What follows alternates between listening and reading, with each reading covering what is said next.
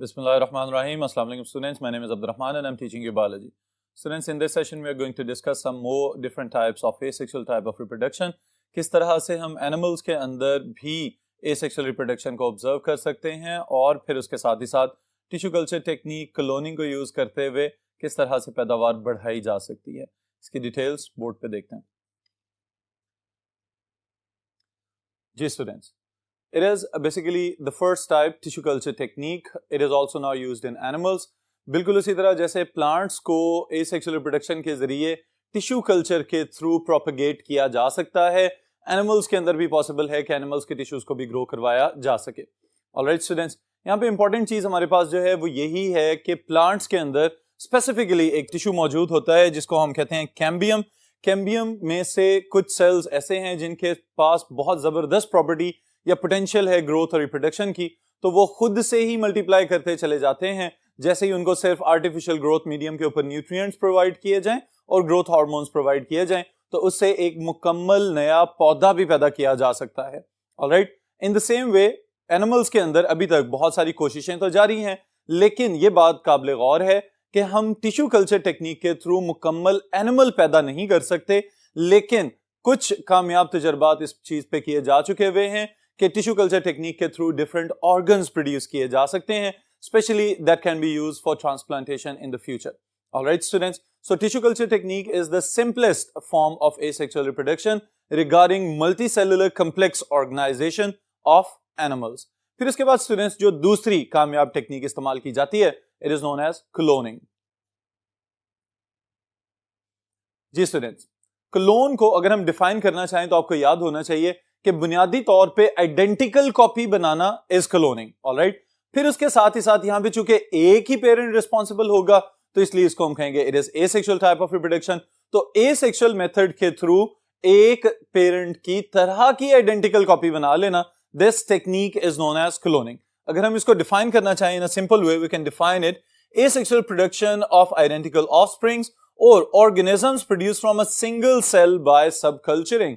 यानी कि एक ही पेरेंट होगा, उसी से हम जेनेटिक मटेरियल लेंगे और उस जेनेटिक मटेरियल को किसी दूसरे ओवम के अंदर रख के फिर उसके बाद डेवलप करवाएंगे, ग्रो करवाएंगे, and we will have a genetically as well as phenotypically identical offspring जिस ऑर्गेनिज्म का न्यूक्लियस लिया गया था। तो मैकेनिज्म के जो बेसिक स्टेप्स हैं स्टूडेंट्स, इनको जरा रिवाइज कर लेते हैं। क्या क्या चाहिए आपको? सबसे पहली चीज जो आपको चाहिए, जो टाइप हम डिस्कस करने जा रहे हैं, it is known as somatic cloning. Alright, somatic cloning, और फिर उसके बाद एक और टाइप आप लोगों ने देखी हुई है इसकी, उसको हम कहते हैं ज़ाइगोटिक क्लोनिंग, जिससे आइडेंटिकल ट्विन्स प्रोड्यूस किए जाते हैं। तो उसको हम बाद में देखते हैं, पहले जो सोमैटिक क्लोनिंग वाली चीज है इसको समझ लें।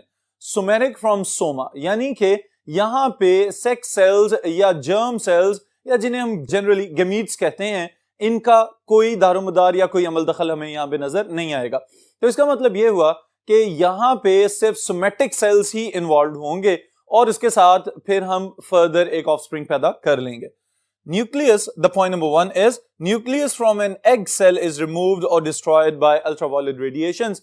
अब ये बात काबिल गौर है स्टूडेंट्स के एग सेल जो है वो हमें क्यों चाहिए, क्योंकि ह्यूमंस की जब हम बात करते हैं तो इनकी डेवलपमेंट के लिए या इवन के एनिमल्स के ऊपर जो हायर वर्टिब्रेट एनिमल यानी शीप के ऊपर जो एक्सपेरिमेंट्स किए गए, वहां पे भी किसी भी ऑर्गेनिज्म की ग्रोथ के लिए हमें एक मैटरनल यूट्रस की रिक्वायरमेंट होती है। तो वो जो मदर की यूट्रस है उसके अंदर एग ही बेहतरीन किस्म की कंपैटिबिलिटी बना सकता है। लेकिन यहां पे एक और इंपॉर्टेंट चीज मैं आपको बताता चलूं, वो ये कि जो एग लिया जाएगा अगर ये पहले से ही फर्टिलाइज्ड हो तो ज्यादा अच्छा हो सकता है, लेकिन हम क्या करेंगे, उस फर्टिलाइज्ड न्यूक्लियस को यहां से रिमूव करेंगे, क्योंकि कुछ स्पेसिफिक डिटर्मिनेंट्स होते हैं ग्रोथ के लिए जो रिस्पॉन्सिबल हैं, उनको एक्टिवेट करना या स्टिमुलेट करना बहुत ज्यादा जरूरी है। फिर इसके बाद क्या किया जाता है students, the nucleus from a somatic cell is introduced into the egg cell. जिस भी ऑर्गेनिज्म की आप क्लोन या कॉपी बनाना चाह रहे हैं, आप उसमें से एक सोमैटिक सेल ले लेंगे। नॉर्मली स्टेम सेल्स को लिया जाता है because they have high power of differentiation later on. तो इस वजह से स्टेम सेल्स के अंदर जीन्स को स्विच ऑन स्विच ऑफ करना ये भी जेनेटिक इंजीनियरिंग के पॉइंट ऑफ व्यू से आसान होता है। That's why somatic cell is a preferable donor, लेकिन उन सोमैटिक सेल्स में से भी stem cells is the best preference. Alright, the egg with transplanted diploid somatic cell nucleus develops into an organism genetically identical to the parent. अब ये बात students अपने ज़हन में रखिएगा कि हमने न्यूक्लियस तो उस एग के अंदर इम्प्लांट कर दिया, लेकिन उसके बाद अब इस एग को उठा के वापस यूट्रस के अंदर रखा जाएगा। इसके ऊपर एक स्पेसिफिक लेयर बन जाती है जिसे हम जोना पेल्यूसिडा वगैरह कहते हैं, उसको रिमूव करवाना बहुत ज्यादा जरूरी है। उसको आर्टिफिशियली रिमूव करवा के और फिर इस एग को हम वापस यूट्रस के अंदर रखेंगे, फिर कंसेप्शन होगी और फिर इसी तरह से normal technique will go on. अब यहाँ पे एक बात याद रखिएगा कि ये जो हमें एक बड़ी आइडियल किस्म की एक्सप्लेनेशन यहाँ पे नजर आ रही है, the technique is not that simple. इसके लिए पहले नंबर पे तो ये वाला काम करना कि न्यूक्लियस निकालना, it is a tough technique. फिर उसके बाद अब एक और एक्सपेरिमेंट भी किया जा रहा है कि बजाय इसके कि न्यूक्लियस निकाला जाए, खाली क्रोमोसोम्स निकाल लिए जाएं और उन्हीं क्रोमोसोम्स को फिर किसी एग सेल के न्यूक्लियस के अंदर रख दिया जाए और nucleus of the egg cell में से क्रोमोसोम्स को निकाल दिया जाए। तो ये भी एक्सपेरिमेंट किया जा रहा है। फिर उसके साथ ही साथ स्टूडेंट्स, ऐसा भी मुमकिन नहीं है कि आप जैसे ही न्यूक्लियस इंजेक्ट करें और फौरी तौर पे उसके अंदर फिशन स्टार्ट हो जाए, यानी कि सेल्स डिवाइड करना शुरू हो जाएं। तो इस चीज को भी बड़े गौर से और बड़ी बारीकी से देखना पड़ता है कि क्या हमारे प्रोवाइडेड न्यूट्रिएंट्स और केमिकल्स की वजह से ये जो हम न्यूक्लियस इस एग के अंदर पुट कर रहे हैं, क्या ये किसी डिप्लॉयड जाइगोट की तरह बिहेव भी कर पाएगा या नहीं। क्योंकि अगर इस तरह की पॉसिबिलिटीज नजर नहीं आती तो बहुत ज्यादा पहले से ये टेक्निक कर लेने के बावजूद बहुत ज्यादा एग्स और बहुत ज्यादा डोनर न्यूक्लियाई जो हैं वो डैमेज होकर जाया भी हो जाते हैं। Alright, even though for the Dolly जिसकी हम बात करते हैं, तो उसके लिए मुख्तलिफ किताबों में बताया गया है कि ऑलमोस्ट 250 या कुछ किताबों में 277 का भी फिगर दिया गया है कि इतने एग्स और इतने डोनर न्यूक्लियाई जाया किए गए और फिर जाके एक कामयाब तजर्बा हो सका in the Roslin institute. Alright, then is significance. Significance के स्टूडेंट्स जब हम बात करेंगे तो हमें ये पता होना चाहिए कि क्लोनिंग फायदेमंद क्यों है। ये एक तो हमने ये कह दिया कि एसेक्सुअल टाइप ऑफ रिप्रोडक्शन है, तो एसेक्सुअल टाइप ऑफ रिप्रोडक्शन का बुनियादी मकसद क्या है कि हम बहुत ज्यादा डिजायरेबल जीन्स वगैरह को कॉपी करवा सकें और उसी तरह के ऑर्गेनिजम्स पैदा करवा सकें, फिर इस तरह के जानदारों की पैदावार बढ़ाई जा सके कि जिससे इंसानों को ज्यादा से ज्यादा फायदे हो सकते हैं। और फिर उसके अलावा कुछ एक्सपेरिमेंट्स वगैरह लैब के अंदर भी किए जाते हैं जिसके लिए हम पूरा नया ऑर्गेनिज्म जो है उसके ऊपर एक्सपेरिमेंट करके उस बेचारे को खतरा या नुकसान पहुंचाने की बजाय हम सिंपल टिश्यू कल्चर टेक्निक या सेलुलर क्लोनिंग के थ्रू मुख्तलिफ केमिकल्स, मुख्तलिफ ड्रग्स और एंटीबॉडीज वगैरह के इफेक्ट्स को भी जांच सकते हैं। Alright students, so we can enlist here that significance of cloning is that cloning of desirable animals like prize bulls, race horses, ये आप लोगों को पता ही है कि जो मुकाबले के अंदर जानदार वगैरह इस्तेमाल किए जाएं और फिर उनके ऊपर प्रोटीन एब्जॉर्प्शन, प्रोटीन ग्रोथ वगैरह ज्यादा हो, तो उसके लिए हम प्राइज बुल की टर्म इस्तेमाल करते हैं। और रेस हॉर्सेस, ये तो बच्चा बच्चा जानता है कि जो मुकाबले के लिए दौड़ में इस्तेमाल करने वाले घोड़े। Then is action of drugs, hormones, antibodies, cosmetics and pharmaceutical products on cloned cells instead of lab animals. तो ये वही बात जो भी मैंने आपको बताई है कि बुनियादी तौर पे बजाय इसके कि पूरा एक जानदार जो है हम उसके साथ एब्यूज में चले जाएं, इससे बेहतर ये है कि सेल्स को क्लोन किया जाए, टिश्यूज बनाए जाएं और फिर उनके ऊपर मुख्तलिफ केमिकल्स का रिस्पॉन्स चेक कर लिया जाए। इसके अलावा स्टूडेंट्स मजीद सिग्निफिकेंस अगर ऐड करें, we can say that all the offsprings behave similarly. तो इसका मतलब ये हुआ कि अगर हमने बिहेवियर्स वगैरह के लिहाज से भी नोट करना हो या कुछ किसी एक ही तरह की प्रॉपर्टी वाली पॉपुलेशन पैदा करनी हो तो cloning can be a good option. Alright, फिर उसके साथ कुछ नई चीजें यहां पे आपको नजर आएंगी। There is solution to infertility. बुनियादी तौर पे ये भी एक मेडिकल साइंस की पॉजिटिविटी है कि वो पेरेंट्स जो बहुत ज्यादा कोशिशों के बावजूद, बहुत ज्यादा ट्रीटमेंट्स के बावजूद सक्सेसफुली ऑफस्प्रिंग्स पैदा करने में कामयाब नहीं हो पा रहे, तो उनको भी क्लोनिंग का ऑप्शन दिया जाता है कि वो उसी तरह से मदर का एग ले लिया जाए और उसमें से न्यूक्लियस को रिमूव करके ओरिजिनल फादर का न्यूक्लियस इंसर्ट करके फिर उसमें से नया ऑर्गेनिज्म पैदा किया जा सकता है। तो इनफर्टिलिटी या भांजपन का एक कामयाब इलाज है। ऑर्गन्स फॉर ट्रांसप्लांटेशन, ये वही बात जो भी मैंने बताई थी कि ऑर्गेनॉइड्स बनाने के लिए कामयाब तजर्बे किए जा रहे हैं कि टिश्यू कल्चर टेक्निक को इस्तेमाल किया जाए और मसनूई तौर पे लेबोरेटरी के अंदर इंसानी आज़ा पैदा किए जा सकें। Then is treatment of diseases, मुख्तलिफ बीमारियों का इलाज, और फिर उसके बाद protection of endangered species. It can be a significant contribution students. वो किस तरह से कि वक्त गुजरने के साथ साथ हम जिस तरह से इंसानी आबादी में इजाफा कर रहे हैं तो बहुत सारे दूसरे जानदार हमारे इर्द गिर्द जो हैं उनको बहुत ज्यादा खतरात का सामना है। तो इंसान खुद ही अगर ये कोशिश कर ले कि वो स्पीशीज जो एंडेंजर्ड हो चुकी हुई हैं उनको क्लोनिंग के जरिए प्रोपेगेट किया जाए, उनमें ज्यादा से ज्यादा इजाफा किया जाए, तो हम इन नस्लों को भी मुकम्मल तौर पे खत्म होने से बचा सकते हैं।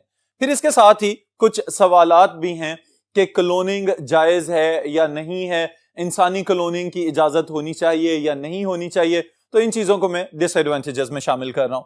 सबसे पहला जो नुकसान है स्टूडेंट्स क्लोन्स का वो क्या है कि दे आर नॉन रेजिस्टेंट। किसी किस्म की बीमारी, किसी किस्म की वबाई मर्ज जो है उसके खिलाफ भी मुजाहमत करने की एबिलिटी इन क्लोन्स के अंदर ना होने के बराबर होगी, स्पेशली अगर हम ह्यूमन क्लोन्स की भी बात करें।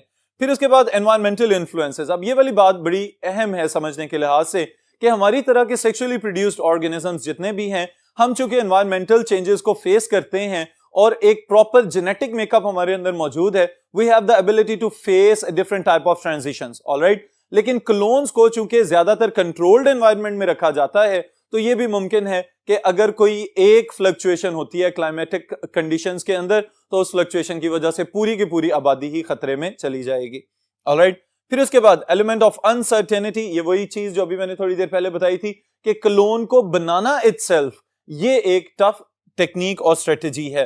फिर उसके बाद इनहेरिटिंग डिजीजेस। अगर किसी ऐसे ऑर्गेनिज्म को क्लोन किया जा रहा है कि जिसके अंदर पहले ही बीमारी वाले जीन्स हैं, तो इसका मतलब है कि हमने उन्हीं जीन्स को आगे इनहेरिटेबल बना दिया है।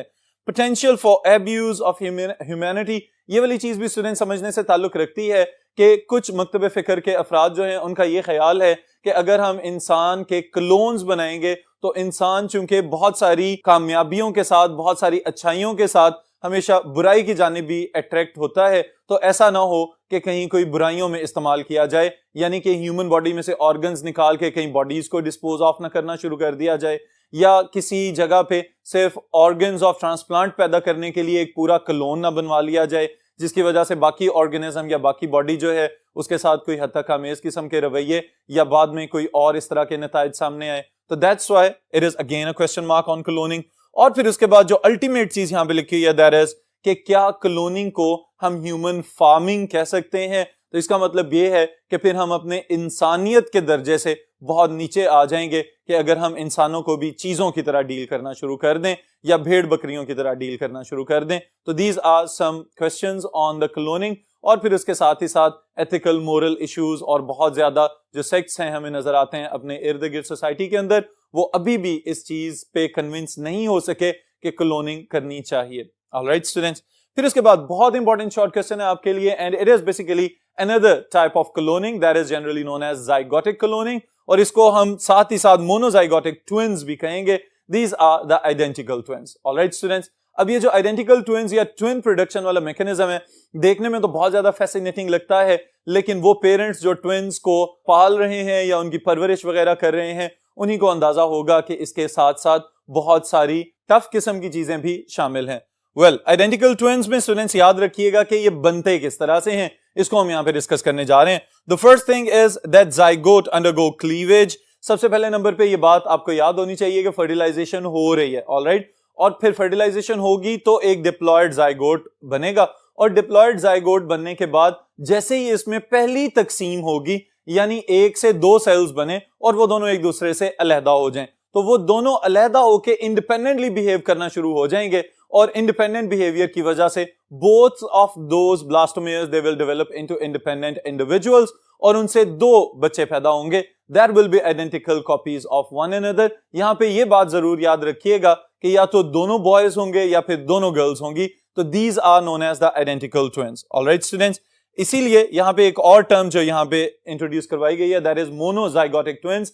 एक ही जाइगोट से पैदा होने वाले दो बच्चे, तो they are identical copies of one another, that's why they are known as monozygotic twins. Alright, फिर जो दूसरी टाइप आपकी किताब में डिस्कस की गई है, दे आर फ्रेटर्नल ट्विंस और ट्रिपलेट्स। इनकी क्या खसूसियात हैं, इनको भी देखते हैं। जी स्टूडेंट्स, अब जो फ्रेटर्नल ट्विंस जिनको हम कह रहे हैं, बुनियादी तौर पे दे आर सेक्सुअली प्रोड्यूस्ड, और सेक्सुअली प्रोड्यूस से क्या मुराद है कि जितने भी ऑफस्प्रिंग्स पैदा होंगे, बुनियादी तौर पे ये प्रोडक्ट्स किस चीज के हैं, इसके लिए हम यहां पे एक टर्म इंट्रोड्यूस करवा रहे हैं दैट इज हाइपर ओव्यूलेटिंग मदर। कि नॉर्मली तो हमने ये देखा है कि मदर्स के अंदर या फीमेल्स के अंदर नॉर्मली एक मंथ में एक ही ओवम या एक्टिव या फंक्शनल ओवम प्रोड्यूस होता है with the process of ovulation. लेकिन कुछ मदर्स के अंदर जेनेटिकली इनहेरिटेड होता है या उनकी फिजियोलॉजी के अंदर कुछ इस तरह की चेंजेस आ चुकी होती हैं कि they have the ability to produce 2 और more eggs at the same time. जब 2 या 2 से ज्यादा ओवा पैदा किए जाएंगे तो स्पर्म्स तो पहले मिलियंस की तादाद में आ रहे होते हैं, they can fertilise different types of eggs. उसकी वजह से हमारे पास डिफरेंट जाइगोट्स बनेंगे विद डिफरेंट जीनोटाइपिक कंडीशंस या डिफरेंट जेनेटिक मेकअप। यहां पे काबिल गौर बात यह है स्टूडेंट्स कि यहां पे डिफरेंट कॉम्बिनेशंस पैदा होंगे, एक लड़का एक लड़की इस तरह भी मुमकिन है, और अगर 2 से ज्यादा हो जाते हैं तो 2 लड़के एक लड़की या इसी तरह 2 लड़कियां और एक लड़का, या ये भी मुमकिन है कि तीनों ही लड़कियां और तीनों ही लड़के but with different genetic combinations. तो ये बात याद रखिएगा कि जो फ्रेटर्नल ट्विन्स या 2 से ज्यादा हो जाएं तो ट्रिपलेट्स वाली कंडीशन है, तो they are all the products of different fertilization processes. All right, students. So it is the product of the hyperovulating mother. More than one egg is produced and then fertilized to make 2 or more zygotes.